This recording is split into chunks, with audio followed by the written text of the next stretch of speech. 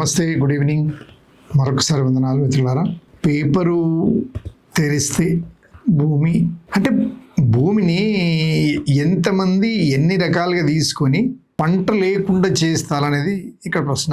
ఇప్పుడు భూసేకరణ అనేది బాగా ఒక హాట్ టాపిక్. టోటల్గా మొన్ననే కొడంగల్ పోతే వాళ్ళని అడిగితే క్యాజువల్గా కూర్చున్న హోటల్ ఎటువంటి భూమిది ఏమో సార్, మా రేవంత్ రెడ్డి ఎప్పుడు ఏ భూమి తీసుకుంటాడో ఏం చేస్తాడో భయం అవుతుంది సార్, మేము సంతోషంగా లేము సార్. లక్షల పంచాయతీ అయింది కదా, అప్పటి నుంచి భయపడుతున్నారు వాళ్ళు బాగా. అంటే ఔటర్ రింగ్ రోడ్ ఒక 6,000 ఎకరాలు పోయింది, రీజనల్ రింగ్ రోడ్ ఒక 10,000 ఎకరాలు పోతున్నది, 348 కిలోమీటర్లు. తర్వాత ఫ్యూచర్ సిటీ అట, అది ఏంటో మరి 30 నుంచి 50,000 ఎకరాల మధ్య తీసుకుంటాడట. తర్వాత ఫార్మా సిటీ 19,333 ఎకరాలు. తర్వాత ఇవన్నీ ప్రాజెక్ట్స్. తర్వాత అవి కొడంగల్ అథారిటీకి 2,500 ఎకరాలు. తర్వాత అమరావతి కొన్ని వేల ఎకరాలు, ఇంకా అసలు తిరిగి లేదు. అందులో ఒక స్వర్గాన్ని చూపించేటట్టు అంత వాళ్ళ కులపలిసిపోయి పురుషులు పెడతాడు ఆయన. తర్వాత పాలమూరు చేవెళ్ళ. ఇప్పుడు ఈ మధ్యన ఫ్రెష్గా పేపర్లో బ్రహ్మాండంగా అన్ని పేపర్లు రాసినవి ఏంటంటే ముదులుగా భూసేకరణ చేయాలి. ఏం చేస్తారు భూసేకరణ చేసి?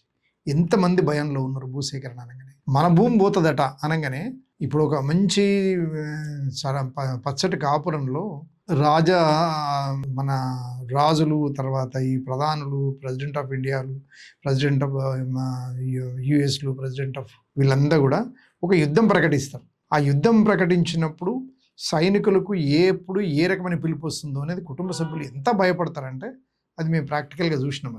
ఇది కూడా అంతే. అంటే కుటుంబ యజమాని కూలిపోతే ఆ కుటుంబం ఎంత చెల్లం పల్లము చిందరవందరవుద్దో, ఆ కుటుంబాన్ని నడుపుతున్నటువంటి భూమి పోతే ఆ కుటుంబం అంతా చిందరవందర అవుతుంది. మనుషులు ఉంటారు, జీవోత్సవాల్లా తయారవుతారు. అంటే వేరే పని రాదు వాళ్ళకు. వ్యవసాయం అయితే కూలిగా పోవాలి, వ్యవసాయం వృత్తిగా ఉండాలి, వ్యవసాయ చేసుకొని బతకాలి. వ్యవసాయ రిలేటెడ్స్ అంటే ఇంటి పక్కనే కోళ్ళ పెంపకము, ఆవులు పెంచుకోవడము, తర్వాత ఇంకా చిన్న చిన్న పనులు చేసుకోవడము, వేరే ఏదైనా కూరగాయలు తెంపుకొని పోయి అమ్ముకున్నాడు, ఇటువంటివి ఉంటాయి. ఇవన్నీ పోయి భూమి పోయిన తర్వాత ఇవన్నీ ఎటుకెళ్ళి చేస్తారు అంటే ఏమైనా డెవలప్మెంట్. ఈ విధ్వంసన ఏంది మరి, ఈ విస్థాపన ఏంది అసలు? అంటే ఎట్లా మరి, ఎంతకాలం ఇది చర్చించుకుంటూ పోతారు? ఇది నార్జన్ సార్లు పోయిన వాళ్ళు అయితే అసలు ఎక్కడ పేరు మొత్తం చెట్టుకూరు పుట్టకూర ఇంతవరకు వాళ్ళ జాడలేదు. ఇప్పుడు అంతరంతే. ఫ్యూచర్ సిటీ 30,000 ఎకరాలు, 40,000 ఎకరాలు, ఎన్ని గ్రామాలు ఇదైపోతాయి. ఇంటర్నేషనల్ ఎయిర్పోర్ట్ పోయినప్పుడు కనీసం కొన్ని గ్రామాలు ఎగిరిపోయినాయి. భూమి ఉన్నోళ్ళకు వేరే భూమి అమ్ముకుంటే దగ్గర కొంత భూమి కొనుక్కోగలిగారు. పై కులాల వాళ్ళు బ్రహ్మాండంగా పోయినరు, దానికి డబల్ కొన్నారు, ఇప్పుడు మంచుకున్నారు వాళ్ళు. అసలు భూమిలో ఉన్న పరిస్థితి ఏంది? కులవృత్తులు చేసుకుంటూ ఏంది? ఒడ్లోళ్ళు, కమ్మరోళ్ళు, కుమ్మరోళ్ళు, చాకలోళ్ళు, మంగళోళ్ళు, గౌండ్లోళ్ళు, వీళ్ళకి భూములు ఉండవు. వీళ్ళకి చాలా తక్కువ మందికి ఉంటాయి భూములు. వీళ్ళందరి పరిస్థితి ఏంది?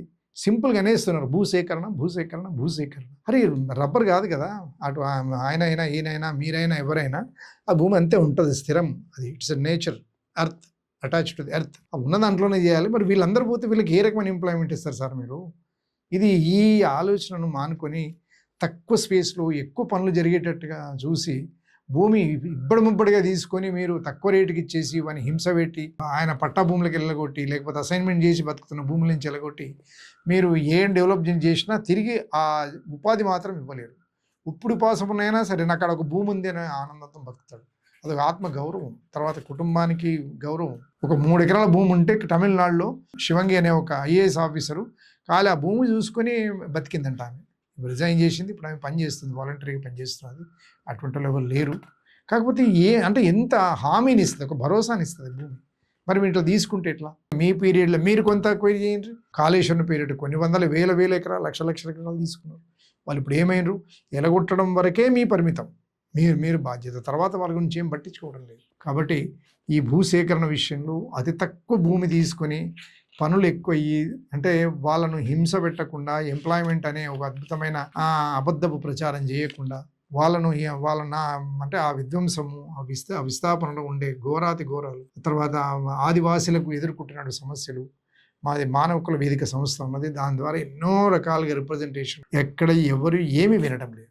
యువత కొంచెం ముందుకొచ్చి ఆ భూమి సేకరణ చేసే ముందు ఎవరికి కావాలి, ఎందుకొరకు కావాలి, దాన్ని హీరింగ్ చేస్తున్నారా, అసలు నిజంగానే ఇంత భూమి అవసరం ఉందా, మా పొట్టగొట్టి ఎవరికి అప్పచెప్పాలనుకుంటున్నారు భూమి అనేది అక్కడ ఊరు యువతలు అంతా కలిపి గుమిగూడి ఆ భూసేకరణను, అనవసరమైన భూసేకరణను తీసుకొని వీళ్ళ పొట్టగొట్టకుండా కాపాడాల్సిన బాధ్యత యువత మీద ఉందని చెప్తూ ఈ వీడియో చూస్తారని, తప్పకుండా ఆదరిస్తారని, షేర్ చేస్తారని కోరుకుంటూ థ్యాంక్ యూ వెరీ మచ్. ధన్యవాదాలు.